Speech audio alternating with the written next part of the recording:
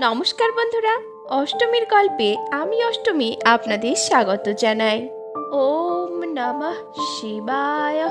শিবরাত্রির ব্রতের দিন উপবাসী থেকে গঙ্গা মাটি বা শুদ্ধ মাটি দিয়ে 4টি শিব গড়ে 4 প্রহরে একটি করে শিবের পুজো করতে হয়। প্রতিষ্ঠিত শিব থাকলে তাতেই 4 প্রহরে 4 বার পুজো করতে হয়। প্রথম প্রহরে দুগ্ধ দ্বারা, দ্বিতীয় প্রহরে দধি দ্বারা, তৃতীয় প্রহরে ঘৃত দ্বারা এবং চতুর্থ প্রহরে মধু দ্বারা স্নান করাতে হয়।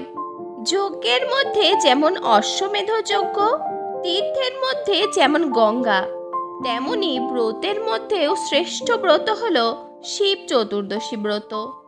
এই ব্রত পালন করলে ধর্ম, অর্থ, কাম, মোক্ষ চতুর্বিধ ফল লাভ হয়ে থাকে। শিবরাত্রির ব্রতের দিন সারা রাত্রি জাগরণ করে পরদিন ব্রত কথা শুনে ব্রাহ্মণ ভোজন করিয়ে ও সাধ্যমতো দক্ষিণা দিয়ে পালন করতে হয়।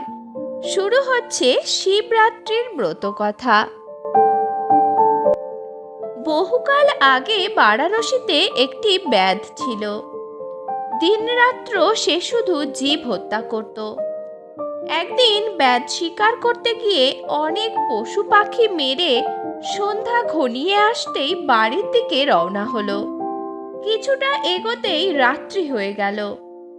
অন্ধকার রাত্রি, পথ দেখা যায় না। সে তখন এক গাছের নিচে আশ্রয় নিল। কিন্তু গভীর জঙ্গলে হিংস্র জন্তু জানোয়ারের ডাক শুনে সে ভয়ে একটা গাছে উঠে তার ডালে মাংসের ঝোলা বেঁধে সেই ডালেই বসে রইল। গাছটি ছিল বেলগাছ। গাছের নিচে ছিল শিবলিঙ্গ। ব্যাধ গাছের ডালে বসে নড়ে চড়ে উঠতেই শিশিরে ভেজা একটি বেলপাতা খসে পড়ল সেই শিবলিঙ্গের মাথায়। সেদিন ছিল শিব চতুর্দশী। ব্যাধও ছিল উপবাসী। তাই শিবের মাথায় বেলপাতা পড়তেই শিব সন্তুষ্ট হলেন। ব্যাধ কিছুই জানত না, তবু তার শিব চতুর্দশী ব্রতের ফল লাভ হলো। সকালে ব্যাধ বাড়ি ফিরে এলো। সবাই তার জন্য ভাবছিল।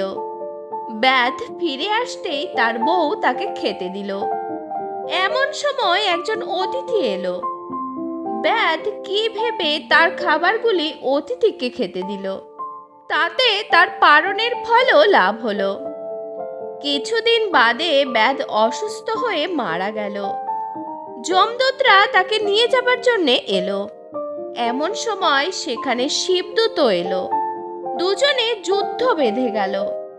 যমদূতরা হেরে গেল। শিবদূতরা ব্যাধকে কৈলাসে নিয়ে এলো। যমদূতরাও তাদের পিছনে পিছনে ধাওয়া করলো। কৈলাসের দ্বারে নন্দী পাহারা দিচ্ছিল। সে যমদূতেদের কাছে ব্যাধের শিবরাত্রির কথা বলল।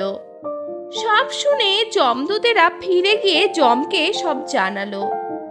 যম বললেন, হ্যাঁ, যে শিব বা বিষ্ণুর ভক্ত আর যে শিব চতুর্দশী ব্রত করে এবং যে বারাণসী ধামে যায় তার ওপর আমার কোনো অধিকার থাকে না। তারপর থেকেই এই ব্রতের কথা চারিদিকে প্রচার হলো।